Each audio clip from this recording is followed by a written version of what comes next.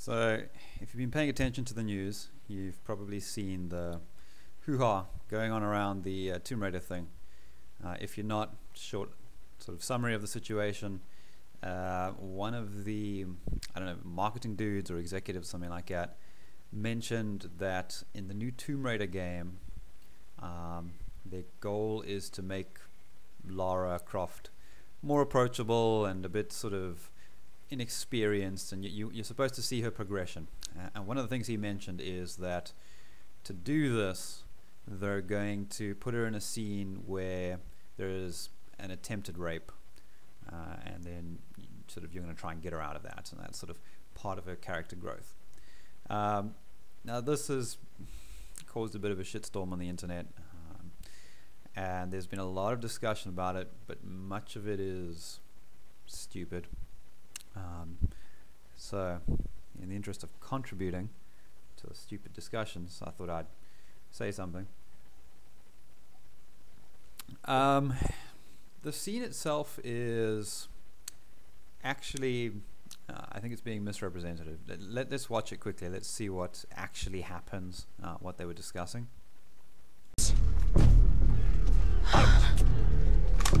Finish it!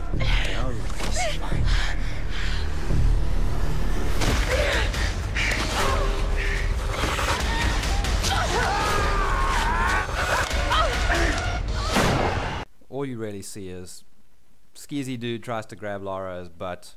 She kind of gets into a bit of a struggle with him and then shoots him. It's not exactly a girl with the dragon tattoo, you know. So, and actually, before I continue, let me say something about that. Let's say it was. Let's say, like the girl with the dragon tattoo, it tried to include sort of a seriously shocking rape scene for one of the characters. Is that a problem? Is that off limits? And I think if we want to argue that gaming is a artistic medium with the same ability to, you know, express and discuss serious topics of human existence, then no aspect of human existence should be off limits. So you should be able to have, you know, rape, murder, discussions of anything really. I mean, pedophilia. The problem is if you, like in any media, really, it's quite easy to do that in a tasteful or frankly disgusting manner. I mean, it's easy to think about pedophilia. I mean, you can have a movie that sort of, it doesn't have to be sunshine and roses, but treats the subject matter with respect. And I think we all agree that if it was made light of, it could rile people up. And the same thing with rape. I mean, we live in a world where rape is a serious problem, and it's fair enough to have a lot of people consider it a bit of a touchy subject. So that's understandable. However, in this case, I don't think the problem is really the rape so much as the way it was phrased.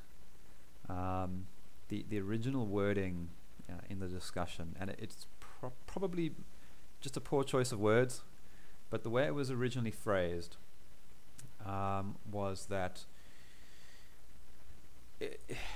it's not even so much about the rape itself, it's the fact that he said that you as a player are less, well, what they found is that players are less likely to identify as Lara Croft as kind of being Lara Croft's protector, and so they were trying to create the situation where you were feeling like you wanted to protect her from the danger, in this case the rape.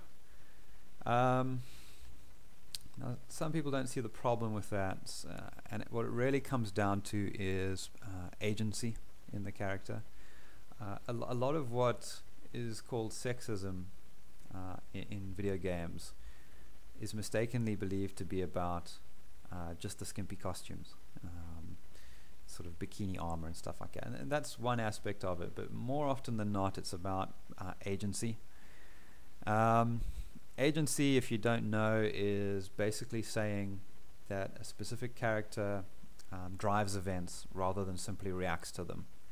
So it's typically the protagonist who drives events, and the characters who just react are secondary and less consequential, and often a bit cardboard in their representation. And it tends to be that males get the characters with agency, and females tend to get the reactive characters or the sideline characters and things like that. It's exemplified in, and you have to forgive me, I don't play a lot of console games here, so I'm just going by what I sort of have picked up about the games. Say Mario and Princess Peach. Generally, Mario's rescuing Princess Peach. So Mario is the character with agency. The story is static until Mario makes an action, right? He's the one who drives change. Princess Peach is the character without agency. She's sitting in the castle waiting to be rescued. And there is a problem that in video games, white males tend to be the ones with agency most often. And the problem isn't, people get this wrong, the problem isn't having a game where a female doesn't have agency. It's fine to have a video game where the male is the doer and the female is the one who's sort of being rescued, right? It's fine to have one game like that, 2 games like that, 3 games like that. The problem is if you take all games and you sample them statistically, what you'll find is there's an overwhelming bias towards the character with agencies being male and the characters without agencies being agency being female. And that's really what sexism is, right? Sexism is either treating women as inferior simply because of their gender, or it's not giving equal representation to people because of their gender, right? So when women didn't have the vote, that was sexism, because they are part of society, but they weren't given equal representation in society. So in video games, when you've got 100 video games produced and sort of one of them features a strong female lead and 99 feature white males who rescue princesses or have a girlfriend they've got to worry about when the terrorists kidnap the girlfriend or something like that, right?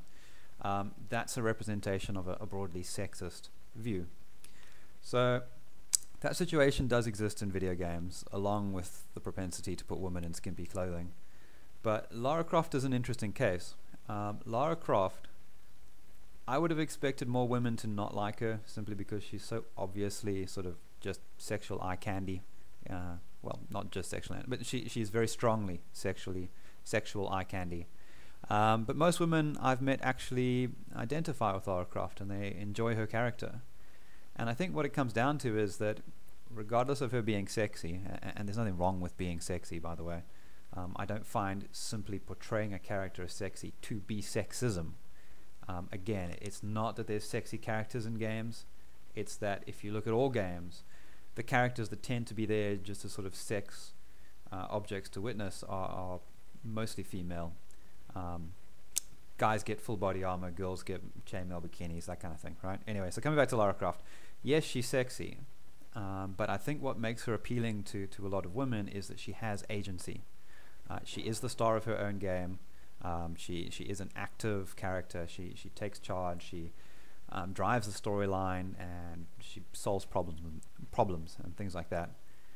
So what I think this whole discussion comes down to really is the way it was phrased, where they said the player will want to protect Lara, and to see how that language is a problem, consider another game where they might say, and Nathan Drake walks into a room where guys have machine guns, and the player feels the need to protect Nathan Drake, or Marcus Phoenix, or any other male character, right? Ezio Auditore.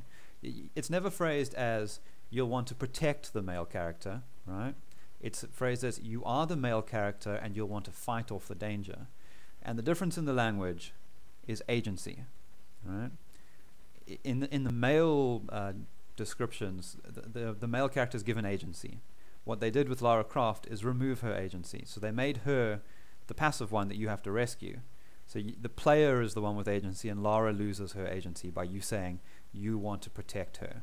It's the same as saying Mario wants to rescue the princess from the castle. It's a similar type of language.